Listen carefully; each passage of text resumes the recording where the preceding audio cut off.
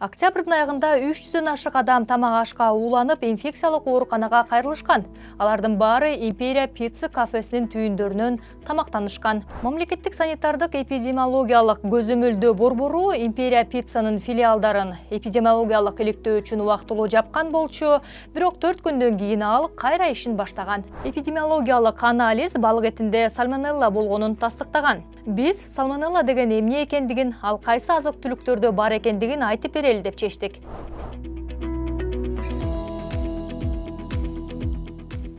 Сальмонеллез сальмонелла тукумундагы бактерияларды козгой турган жугуштуу оору, үй жаныбарлары, канаттуулар жана балык инфекциясынын булагы болушу мүмкүн. Адамдарга сальмонелла көбүнесе тамакка инфекция жуккан жаныбарлардын этин кошуп жегенде жугат.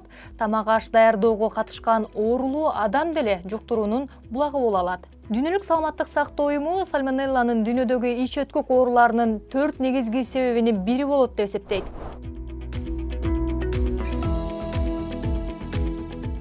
Сальмонелла өтө коркунучтуу, оңой менен жоюлбай турган бактерия. Алар азык-түлүктүн сырткы көрүнүшү менен жытына эч кандай таасир бербейт, бирок тамак ашка жашап көбөйө берет. Азык жугуштуу же жугуштуу эмес экенин карап аныктоого мүмкүн эмес. Мындан тышкары сальмонелла өтө чыйрак келет. Эгер жумуртка музаткычта 30 күндөн ашык сакталса, бактерия кабык аркылуу ичине кирип, абдан тез көбөйүүгө жөндөмдүү.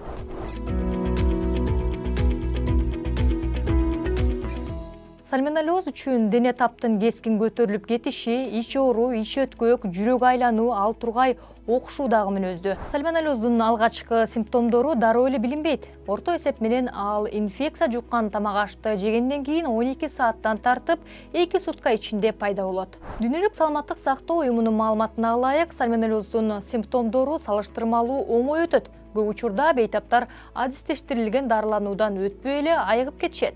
Оорунун өзү 2 күндөн 7 күнгө чейин созулат. Эгер өзүңүздөн сальмонеллездин симптомдорун байкап калсаңыз, дароо врачка кайрылышыңыз керек. Өз алдынча дарылануу өмүр үчүн кооптуу.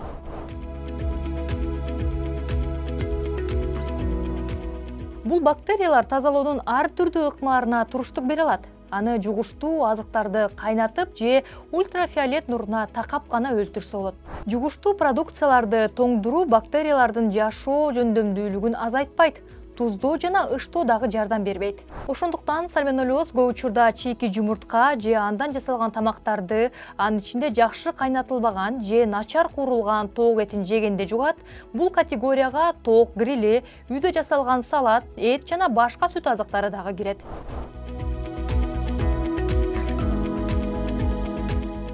Ооруну жөнөкөй эле эрежелерди сактап алдын алса болот. Тамактануунун алдында ажатканага баргандан кийин колду сөзсүз түрдө самындап жууш керек. Чийки жана даяр азык-түлүктөрдү туураш үчүн өзүнчө тактайларды колдонуу зарыл.